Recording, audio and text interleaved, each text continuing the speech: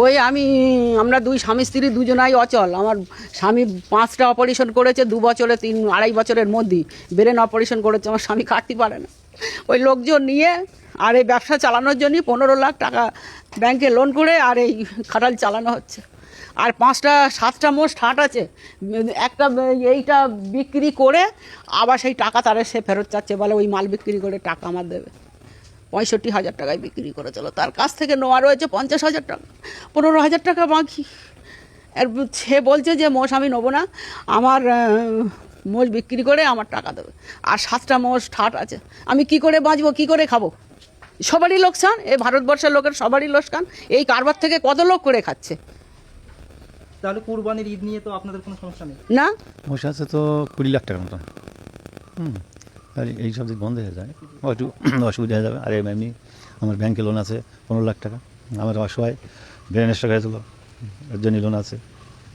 এখন প্রতি মাসে ওষুধ আছে, যদি বন্ধ হয়ে যায় তো মানে একদম মরে যাবো, বাঁচার কোনো রাস্তা নেই। আর ধার দিত, আর এখন ধার দিচ্ছে না। ভুসির দোকান আমার 3-4 লাখ টাকা বাকি, আমি কি করব?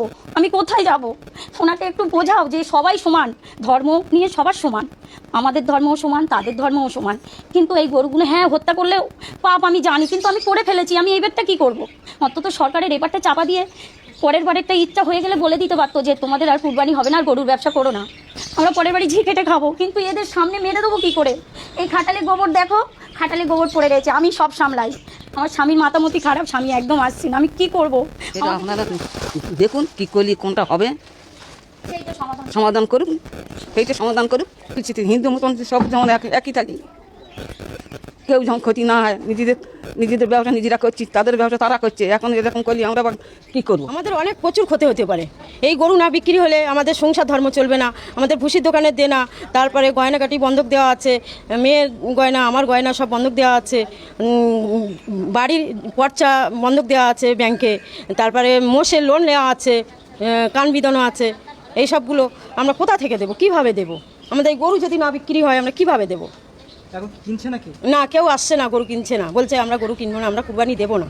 তাহলে ওরা যদি কুরবানি না দেয় আমরা কিভাবে এই টাকাগুলো ইয়ে করব? ওই যে ভুসির দোকানের দেনা আছে, ওষুধের দোকানের দেনা আছে, বিচুলিওয়ালা পাবে, তাদের দেবো, কিভাবে দেবো?